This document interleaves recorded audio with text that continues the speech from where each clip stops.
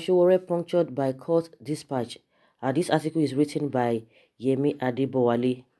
A dispatch from a federal high court in Abuja delivered to the Department of State Services (DSS) last Monday finally perforated all the lies by the DSS on why it has refused to allow the convener of Revolution Now, Omoyele Sowore, and his associates Olawale Bakare enjoy the bail granted them by the court. Following the verification of the sureties of Sowore and Bakare by the court, Justice Ijoma Ojukwu made an order on November 6, 2019 for the release of the defendants from DSS custody, but the leadership of our secret service snubbed the instruction. However, the letter delivered last Monday directed the security agency to comply with this lawful order of the Federal High Court. That is not the business of the DSS to impose additional conditions for the release of the two men. The dispatch clearly warned Yusuf Bichi, the Director General of the DSS, and his men of the consequences of the continued detention of Sowore and Bakare. The court's warning is contained in Form 48 issued by the registrar and served on the DSS. The dispatch to the DSS titled Notice of Consequences of Disobedience to Order of Court reads, "Take notice that unless you obey the direction contained in the order of the Federal High Court of Justice, Abuja, made on the 6th November 2019, which ordered you to release the defendants and applicants in suit number FHC/ABG/CR/235/2019 forthwith, you will be guilty of contempt of court and will be liable to be committed to prison. A copy of the said order to court earlier served on you is hereby annexed for your on-the-spot reference. You are hereby directed to comply with the court order forthwith, or you will be guilty of contempt of court. I have persistently argued that the judge who admitted Sowore and Bakare to bail and ordered their release did not assign the responsibility of confirming their sureties to Bichi and his DSS. The laws of our land are very clear about this.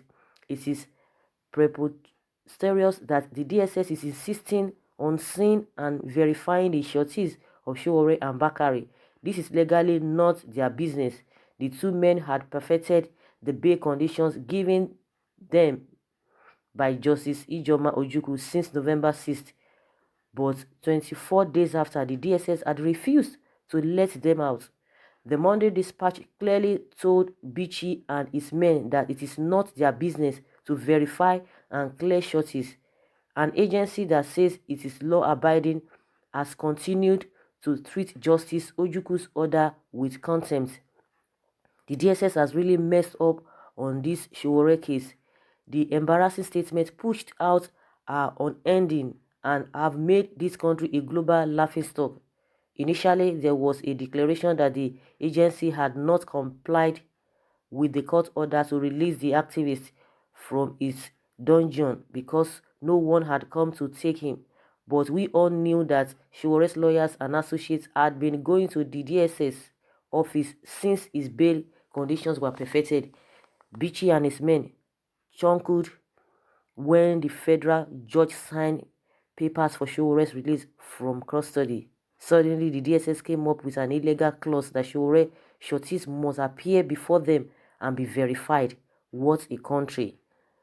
On other phony statement issued by the DSS that has left me so depressed was the one in which the agency said it was still holding on to Sowore Bakare, the leader of Shiite Muslims in Nigeria, Sheikh Ezazaki, and his wife, and the immediate past national security advisor, Sambo Dasuki, because they opted to remain in DSS custody. Suddenly, the DSS has forgotten that Dasuki was arrested by its operatives in December 18, 2015 at the gates of Kuje prison. This was after the SNSA was released by the prison authorities after duly complying with the terms of his bail. On stepping out of the prison, he was seized by the men of DSS and he has been kept by them since. Now, the DSS is telling us that Dasuki opted to remain in their custody. The DSS has been keeping Dasuki since December 2015 in violation of series of court orders for his release. The Secret Service is clearly terrorizing Dasuki. Recalling that the Federal High Court, Abuja, after granting him bail on self-recognition, also granted him leave to travel abroad for a 3-week medical consultation on account of failing health. DSS operatives arrested him in his house in barefaced defiance of the order of court and deliberately disallowed him from achieving the terms of the order. The DSS has also forgotten the widely reported statement of the federal government issued in late December 2015 that Dasuki was not allowed home on bail because of the severity of the alleged offenses. The truth that must be told is that the DSS has been illicitly holding Dasuki in defiance of court orders. For Hezazaki, he was incarcerated along with his wife, Zena Tudin, since 2015. The DSS refused to allow the Iron leader out on bail and as instructed by several courts. Justice Gabriel Kolawole had on December 2nd, 2016 granted bail to the fiery Islamic leader along with his wife and imposed a fine of 50 million naira on the federal government for the incarceration of the duo. Dasuki, Ezazaki, Sowore and Bakari have been granted bails and have perfected the bails. A decent government must not be seen promoting impunity and disobeying court orders. Functionaries of government must not be seen assaulting the rule of law. Unfortunately, this is what has been happening to these men. The Nigerian Constitution and the rule of law must be respected. The Executive Secretary of the National Human Rights Commission, Tony Ojukwu, captures the frustration of Nigerians with the DSS fittingly when he said such disobedience to court orders eroded the confidence of the people in government and the judiciary. Ojukwu added, many cases have been reported to the Commission about investigating police officers and state security officers deliberately refusing or delaying to verify bail conditions following court orders just to punish suspects unduly for reasons that are not constitutional. The Constitution guarantees the innocence of every citizen of Nigeria until proven guilty by a court of competent jurisdiction. A situation where the orders of courts are continuously disobeyed by security agents makes such security agents judges unto themselves, and such situation does not augur well for our democracy based on separation of powers and rule of law. It makes the law uncertain at any point in time and leads to the loss of confidence of the people in government and state institutions, of which the judiciary is one. A situation like this can also lead to self-help, thereby creating more problems for law enforcement agents and threatening the precarious situation of state responsibility to respect, protect, and fulfill human rights in the country.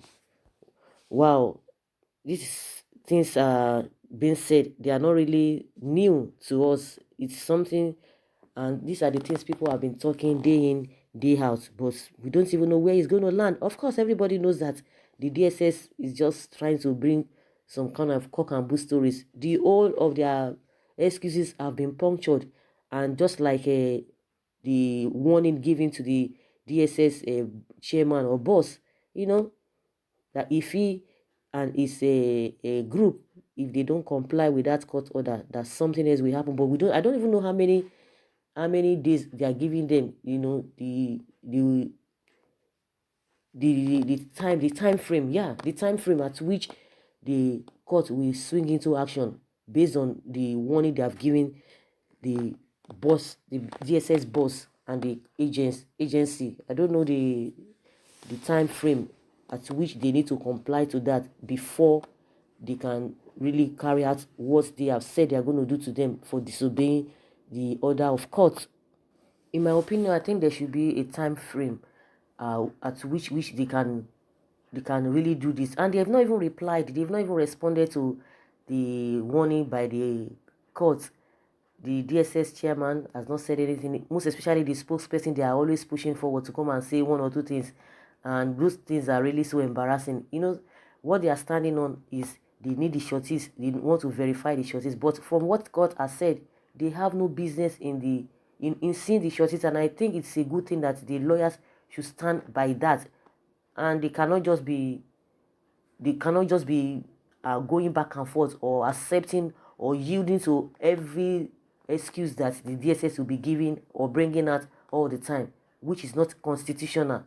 Just like I said, since the court has issued a warning to the DSS boss, they've not even replied, they've not said anything, they are just keeping mute. So guys, let's hear your own take and see what is going to happen at the end of the day. Leave your comments below. Thank you very much. Bye.